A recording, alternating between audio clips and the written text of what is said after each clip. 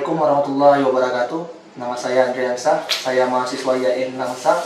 Saya dari Fakultas Syariah Prodi HES. Di sini saya lagi mengerjakan tugas KPM saya, yakni tugas DR berbasis media sosial. Dan saya membuat video podcast untuk tema proses pengembalian fungsi hutan dalam mendongkrak perekonomian kampung. Langsung saja, di sini saya sedang bersama narasumber kita, yakni Kak Lipi Rehanunisa. Oke Kak, ya, mungkin Kakak bisa memperkenalkan sedikit, ya Kakak dari instansi mana gitu. Halo semuanya, kenalkan saya Lipi Rehanunisa. Saya dari Forum Konservasi Leuser atau FKL. FKL itu lembaga lokal yang bekerja untuk penyelamatan hutan kawasan ekosistem Leuser. Oke, langsung aja Kak ya. Mungkin karena kita membahas proses pengembalian hutan dalam mendongkrak perekonomian kampung, kita harus tahu sih apa sih menurut Kak, biar tahu kita keistimewaan hutan Aceh. Oke. Kalau dari singkatnya sih, Aceh itu istimewa banget ya dari segi hutan, karena Aceh itu punya dua lanskap besar, yaitu lanskap Hulu Masen dan lanskap Leuser seperti itu. Jadi dari diantaranya keistimewaan itu juga ada hewan-hewan yang juga tinggal di situ, dan beruntungnya kita itu spesies kunci, kita punya 4 spesies kunci, ada harimau, orangutan, badak, dan gajah. Itu yang bikin hutan Aceh itu sangat istimewa. Jadi sebenarnya hutan Aceh itu istimewa. Yes, Jadi benar sekali. Jadi itu alasan orang-orang Kakak tuh bergerak di bidang itu dengan apa ya, susah payah ya untuk menjaga ya. Iya, karena kan seperti yang kita tahu, satwa tersebut juga kondisinya menurut data dunia itu kan sangat terancam, dan hutan Aceh juga merupakan penyokong oksigen di dunia gitu, termasuk paru-paru dunia. Jadi mengapa kita di sini Forum Konservasi Leuser sangat bekerja keras untuk menampilkan hutan Leuser. Oke Kak, mungkin biar sangkut paut dengan tema kita juga, bagaimana sih cara orang-orang Kakak ini ngajak masyarakat untuk melestarikan dan mengembalikan fungsi hutan?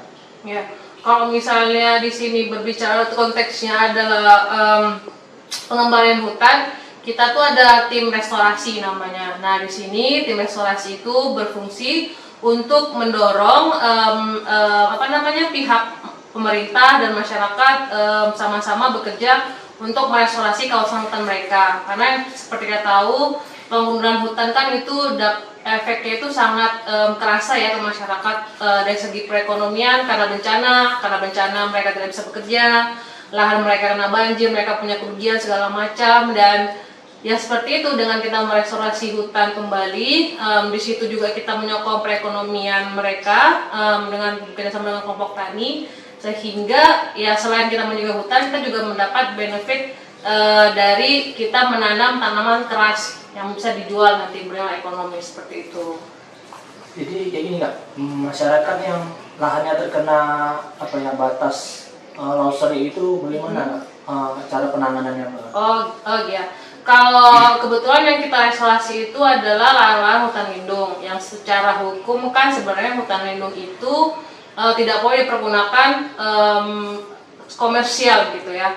Cuma di sini karena terlanjur udah masyarakat yang berakses itu, dan tiba-tiba lahan mereka itu dibebat habis lagi untuk direstorasi, kita di sini ada skema kerjasama sama kelompok tani. Nah, kelompok tani ini mereka ini akan mendapat kayak lahan beberapa luasan gitu. Kemudian selain merestorasi dengan tanaman hutan, mereka juga menanam tanaman yang bernilai ekonomis, seperti contohnya durian, petai, jengkol yang bisa dijual seperti itu. Jadi dengan mereka menanam hal tersebut, selain menjaga hutan, ketika tanaman keras itu sudah tumbuh, itu bisa dijual untuk perekonomian mereka seperti itu.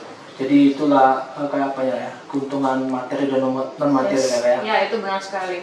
Karena kalau dengan kita tidak menjaga hutan, akan banyak bencana yang datang, kebakaran, atau mungkin ada konflik satwa, itu kan sangat merugikan masyarakat yang beraktivitas di situ. Makanya dengan skema kerjasama sama kelompok tani ini, selain kita menanam hutan, kita juga mempertimbangkan perekonomian mereka gitu, seperti itu. Iya. Jadi ini Kak, jadi setelah kerjasama antara LSM lah ya, dengan masyarakat, jadi kan masyarakat terkadang atau orang-orang awam bingung apa sih sangkut pautnya relasi hutan sama perekonomian Kak? Ya, seperti yang sudah saya katakan, ketika hutan tidak dijaga, maka bencana akan datang. Otomatis bencana kan, misalnya kita contoh banjir. Misalnya nih, dari petani yang harusnya panen di bulan Oktober, tiba-tiba banjir di Oktober, mereka gagal panen, yang harusnya mereka mendapatkan perekonomian selama mereka nanam padi itu, berapa bulan sih nanam padi itu, 3-4 gitu ya. Kemudian karena banjir, gagal panen, yang harusnya mereka mendapat uang misalnya 1 juta per karung, tiba-tiba gagal panen, itu kan merugikan gitu. Jadi karena apa banjir bisa datang? Karena waktu hujan resapan air berkurang karena hutannya sudah ditebang, seperti itu. Oke Kak, ini satu lagi ada pertanyaan, mungkin masyarakat kan berasumsi buruk sama LSM ini kan, mereka beranggapan bahwa LSM ini menggusur mereka dari lahan-lahan mereka. Menurut pandangan Kakak macam mana sih? Ya, jadi sebenarnya kalau misalnya ada anggapan seperti itu, menurut aku itu berarti LSM-nya tidak memulai dengan cara yang misalnya kalau kita mau masuk rumah kita harus ketok dulu nih assalamualaikum gitu. Mungkin mereka tidak melakukan hal itu. Nah kalau di kita, ketika kita emang mau melakukan penebangan pohon, penebangan sawit misalnya, dulunya berupa kebun sawit masyarakat, terus ternyata tuh masuk hutan lindung, kita ini dulu edukasi mereka dulu, kayak Pak, kalau daerah ini hutan lindung, sebaiknya kalau misalnya ini tanaman sawit itu tidak baik di area hulu, seperti itu. Pokoknya kita kasih edukasi ke mereka juga, kita juga tawarkan solusi, misalnya Pak setelah ini apakah boleh digarap lahannya untuk dijadikan restorasi, dan tapi di sini kita bisa nanam juga tanaman nilai ekonomis, tanaman kayu keras yang nilai ekonomis, seperti itu. Jadi bukan semerta-merta kita langsung penebangan tanpa kita kasih edukasi, tidak ada sosialisasi, itu tidak seperti itu. Jadi pertama kita emang harus mengayun juga ya masyarakatnya gitu, jangan nanti mereka ngerasa kita ini semena-mena, itu tidak sebenarnya, karena kan kita bertujuan baik nih untuk melindungi lingkungan, seperti itu. Jadi statement di masyarakat itu salah berarti Kak ya? Nggak salah juga, cuman perlu di-educate aja sama perlu diayomi gitu. Jangan misalnya kita tahu itu daerah yang hutan lindung dan sudah tanam masyarakat, kita langsung babar habis, tidak ada pemberitahuan, tidak ada sosialisasinya, tidak tahu ini mau diapain lahannya ke depan gitu. Jadi ketika emang kita mau melakukan sesuatu, kita harus ajak juga mereka brainstorming, ajak pendapat mereka juga, sehingga mereka nantinya rela ketika lahan mereka itu dikembalikan fungsinya menjadi hutan lagi, seperti itu. Jadi sebenarnya kebun mereka dikembalikan ke fungsi hutannya lagi Pak, tidak semata-mata bahwa tidak ada nilai ekonomis yang didapat orang tua. Iya, pasti akan ada pola kerjasama yang ditawarkan agar sama-sama menguntungkan, seperti itu. Jadi seperti ini ya, dari kesimpulan pembicaraan tadi, bahwa LSM tidak seburuk atau menakutkan pandangan masyarakat tentang proses yang dilakukan untuk mengembalikan fungsi hutan. Jadi ini nggak menurut Kakak atau closing statement lah, biar masyarakat tahu nggak segitunya loh LSM. Oke. Kalau closing statement dari saya adalah sebenarnya jika kita menjaga hutan, maka hutan akan menjaga kita gitu. Menjaga dari segi apa? Dari segi udara, dari lingkungan, dari air, bahkan dari perekonomian, seperti itu.